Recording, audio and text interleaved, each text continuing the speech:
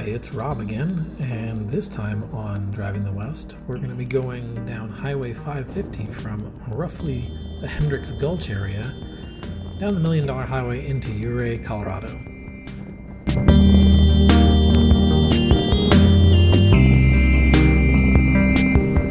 Now you can see that there is snow on the ground. This was kind of unusual. We were coming back from Chaco Canyon, which is down in New Mexico, heading back into Grand Junction, and although the weather had been warm before this, a storm system moved in while we were in Chaco, forcing us to leave early. It actually snowed on us down in Chaco, but because the weather was clearing, I felt like it would be kind of nice to document this drive heading northbound from Hendricks Gulch, which is sort of where you drop into the canyon all the way down into the town of Ouray.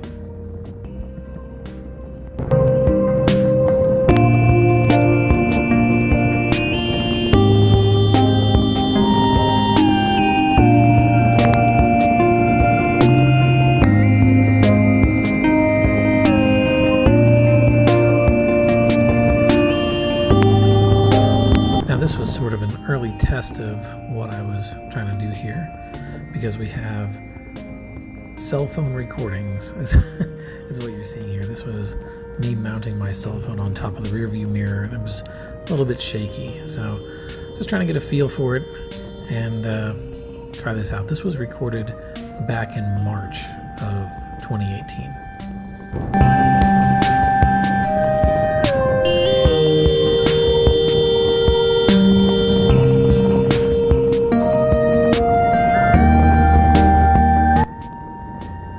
This is the $1 Million Highway, and it gets its name because this thing cost a boatload of money to build back in the day.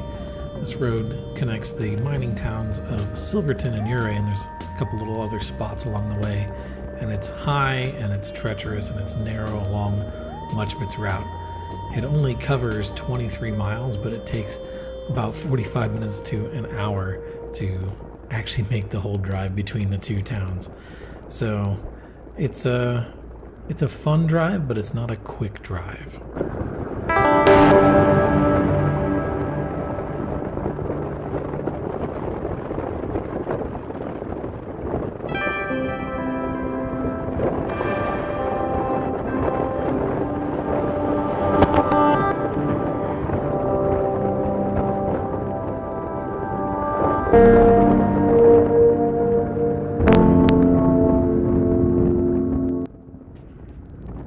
Nowadays, it seems that this road is mostly used during the summer by tourists when they are traveling through the mountains. And down in Silverton, you have the historic railroad down there, the Durango and Silverton, which was part of the Denver Rio Grande Southern.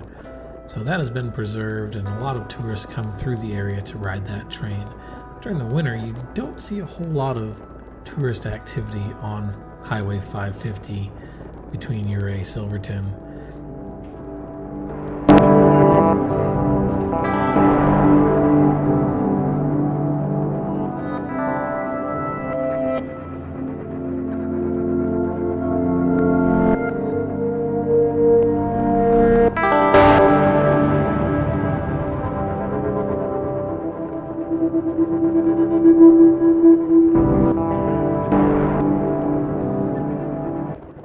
In addition to backcountry access, there's a popular spot called Bear Creek Falls, and it's popular partially because it's right alongside the road.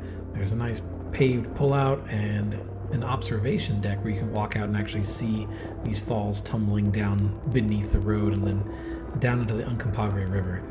So a lot of folks come by and check that out. In the winter, it's really neat because it's basically a giant ice fall.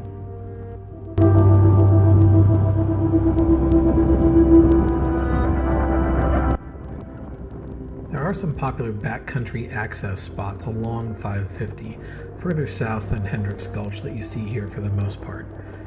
These are used during the summer as hiking trails, but during the winter, it's not uncommon to see locals parked along the side of the road and then snowshoe tracks or cross-country ski tracks or snowmobile tracks leading away from the highway. So there's a fair amount of winter recreation up across the pass here.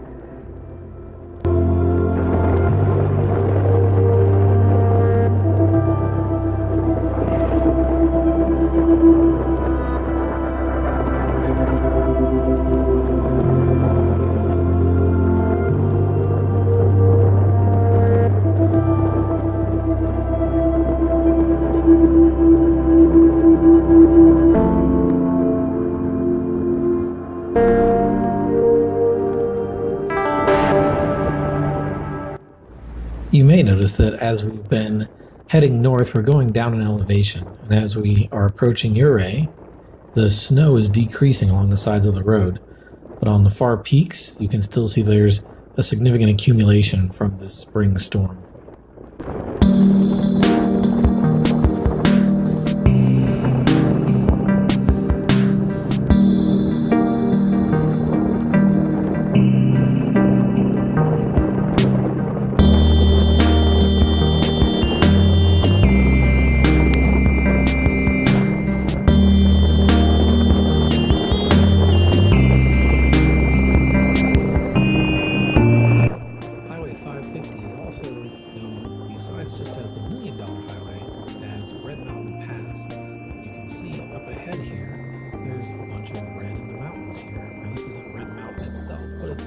Indicative of the sort of coloration you can get in some of the mountains here in the San Juan Range.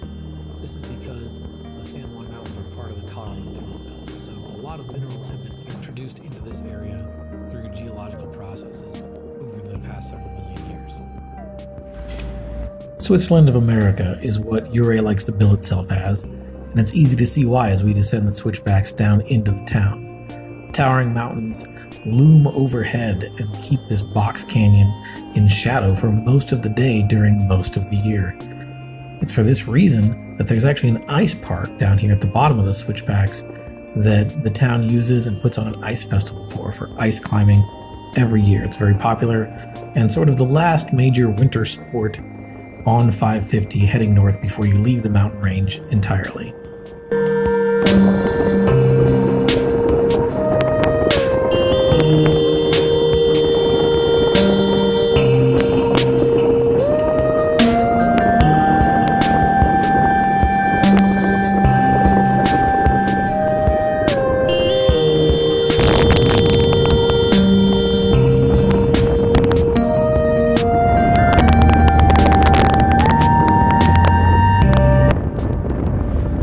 Ouray was founded back in 1875. A few years later, miners were discovering rich veins of gold and silver in the mountains to the south, west, and east. Today, it serves as an adventure base camp for both winter and summer recreation. We talked about some of the winter stuff, but during the summer, going to see wildflowers, waterfalls, and take jeep tours to these abandoned mining camps is a popular pastime. There's only about 1,000 people that live in Ouray today.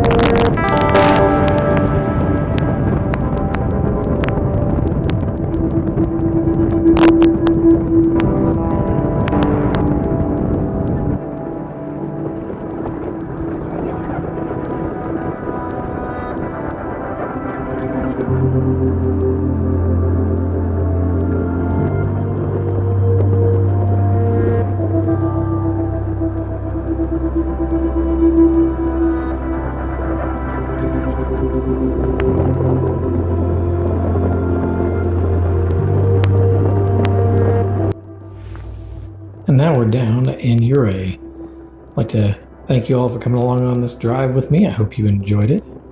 And if you did, please give it a like, share it if you want, and also don't forget to subscribe to be updated on the latest as we go across the various highways, byways, and back roads as we drive the west. Well, We'll see you next time.